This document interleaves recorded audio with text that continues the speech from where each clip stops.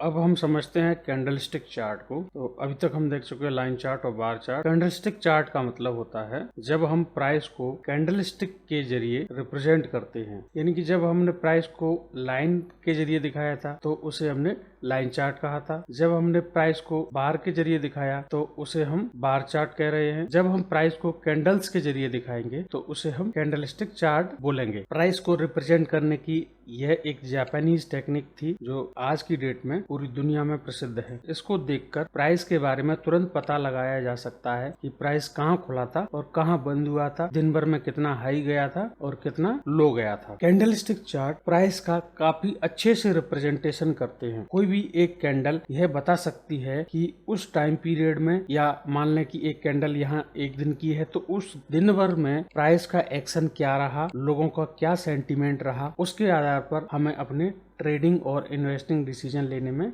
बहुत आसानी होती है। तो कैंडलस्टिक चार्ट का मतलब जब हम प्राइस को कैंडलस्टिक के जरिए दिखाते हैं तो उसे हम कैंडलस्टिक चार्ट बोलते हैं। यहाँ हम दो अलग अलग कलर से किसी कैंडल को देख रहे हैं। जैसा कि हमने बार चार्ट के समय देखा था, सेम प्रिंसिपल यहाँ अप्लाई होता है। अगर ओपन प्राइस से ऊपर जाकर के कोई कैंडल क्लोज हो रहा है तो उसे हम ग्रीन कैंडल से डिनोट कर रहे हैं, और अगर ओपन प्राइस से नीचे आकर के कोई कैंडल क्लोज हो रहा है रेड कैंडल से डिनोट कर रहे हैं। अब हम ये देखते हैं कि एक पर्टिकुलर कैंडल बनता कैसे है। किसी भी प्राइस के ये चार कंपोनेंट होते हैं: ओपन प्राइस, हाई प्राइस, लो प्राइस और क्लोज प्राइस। किसी भी ट्रेडिंग टाइम पीरियड या एक पर्टिकुलर डे में हम प्राइस को बाई एक्सिस पर रख रहे हैं और टाइम को एक्स एक्सिस पर रख रहे हैं। हम प्राइस को कैंडलस्टिक के जरिए किस तरीके से रिप्रेजेंट कर सकते हैं। मान लीजिए किसी शेयर का प्राइस आज सुबह 100 रुपए के आसपास खुला। 100 रुपए पे खुलने के बाद शेयर का प्राइस 105 रुपए तक गया। 105 रुपए जाने के बाद प्राइस फिर से नीचे की तरफ आया और दिन भर में उसने 98 का लो भी लगाया। फिर जब क्लोजिंग का समय आया तो शेयर लगभग 104 रुपए के आसपास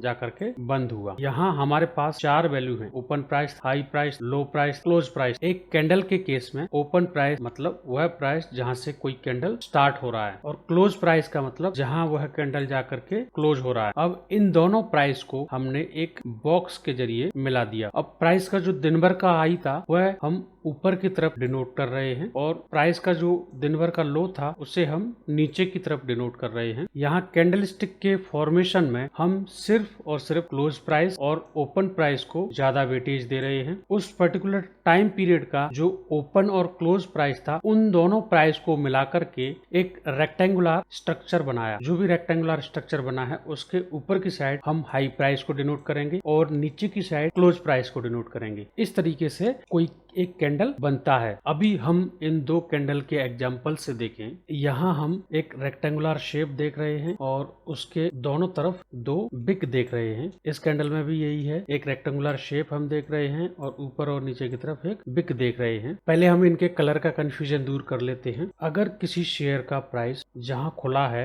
उससे ऊपर जाकर के क्लोज होता है, उस कैंडल के द्वारा बनाई गई रेक्टेंगुलर स्ट्रक्चर को हम ग्रीन कलर से फिल करते हैं और उसके ऊपर और नीचे हम हाई और लो को डिनोट करते हैं। अगर किसी शेयर का प्राइस जहां ओपन हुआ है वहां से नीचे जाकर के क्लोज होता है तो ओपन और क्लोज को मिलाकर के जो रेक्टेंगुलर स्ट्रक्चर बन रहा है उसको हम रेड कलर से फिल कर रहे हैं। बाकी इसके ऊपर की साइड हाई है और इसके नीचे की साइड लो है। अब हम इस रेक्टेंगुलर स्ट्रक्चर को देखें। कैंडलस्टिक के केस में इसे हम बॉडी या रियल बॉडी कहते हैं, यानी कि ओपन प्राइस और क्लोज प्राइस को मिलाकर के जो रेक्टेंगुलर स्ट्रक्चर बनाया है उस रेक्टेंगुलर स्ट्रक्चर को बॉडी कहेंगे। और जो हाई एरिया है या जो हाई पॉइंट है और जो लो पॉइंट है उनको जो लाइन रिप्रेजेंट कर रही है उसको शैडो कहते हैं। कोई भी कैंडल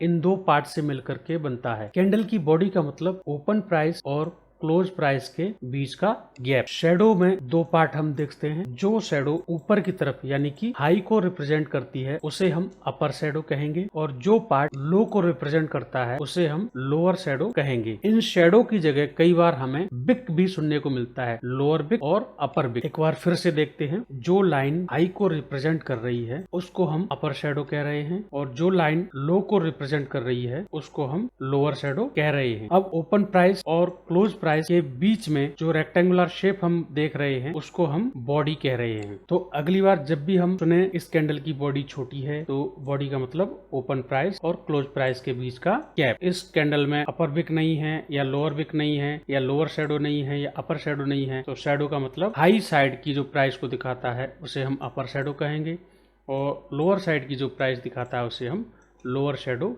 कहेंगे। ये अपर शेडो और लोअर शेडो और बॉडी तीनों ही काफी इंपॉर्टेंट हैं। इन तीनों के बेसिस पर कैंडल के टाइप निर्धारित होते हैं, या यूं कहें कि बॉडी की साइज और शेप, शेडो की साइज और शेप के आधार पर कैंडल के टाइप निर्धारित होते हैं। अगर बॉडी का साइज छोटा है तो उस कैंडल को हम कुछ और नाम देते हैं, अगर अपर शेडो ज्यादा बड़ा है तो उस कैंडल को हम दूसरा नाम देते हैं, लोअर शेडो उसमें ज्यादा बड़ा है तो उस कैंडल को हम दूसरा नाम देते हैं। टाइप ऑफ कैंडल हम देखते रहेंगे क्योंकि ये हमारे ट्रेडिंग और इन्वेस्टिंग में बहुत ज्यादा काम आते हैं। अब एक चीज यहाँ हमें समझ में आ रही है कि लाइन चार्ट से ज्यादा एडवांस थे बार चार्ट, और बार चार्ट से ज्यादा अच्छे से रिप्रेजेंटेशन कर रहे हैं प्राइस का, वो है कैंडलस्टिक चार्ट। यहाँ हम दोनों कैंडल्स को देख करके यह आसानी से बता सकते हैं कि इस कैंडल का ओपन प्राइस ये रहा होगा और क्लोज प्राइस ये रहा होगा। दिन भर में उसने इस पॉइंट तक हाई लगाया और इस पॉइंट तक लो लगाया। इस कैंडल को देख करके भी हम यही अंदाजा आसानी से लगा सकते हैं कि इसका ओपन प्राइस यहाँ रहा और क्लोज प्राइस नीचे की तरफ रहा। अब जो हाई गया वो लगभग इस पॉइंट तक गया और दिन भर में ट्रेडिंग के दौरान जो प्राइस लो गया वो इस पॉइंट तक चला गया। एक बार फिर से हम कलर कोडिंग पर बात करें तो colour coding green colour default colour है अगर किसी भी कैंडल का प्राइस ओपन होकर के और ऊपर जाकर के क्लोज होता है। रेड कलर डिफॉल्ट कलर है अगर किसी कैंडल का प्राइस ओपन होकर के और नीचे की तरफ क्लोज होता है। बाकी ये दोनों तरफ जो हमें दिख रहे हैं वो या तो शैडो कहें या बिग कहें। अब ये ग्रीन और रेड कलर हम चार्टिंग प्लेटफॉर्म के हिसाब से चेंज भी कर सकते हैं। हम ग्रीन कलर की जगह कोई दूसरा कलर यानी कि ब्लू कलर भी ले सकते हैं, रेड कलर की जगह कोई दूसरा कलर यानी कि ब्लैक कलर भी ले सकते हैं। जब कैंडलस्टिक चार्ट की शुरुआत हुई थी तो उस समय व्हाइट और ब्लैक कलर इस्तेमाल किए जाते थे, तो व्हाइट कलर जिसकी जगह अभी हम ग्रीन इस्तेमाल कर रहे हैं और ब्लैक कलर जिसकी जगह अभी हम रेड कलर इस्तेमाल कर रहे हैं। ये दोनों चीज आप ध्यान रखें, जब हम कैंडल के टाइप देखेंगे तो उस समय हमें काम आएंगे व्हाइट और ब्लैक कलर।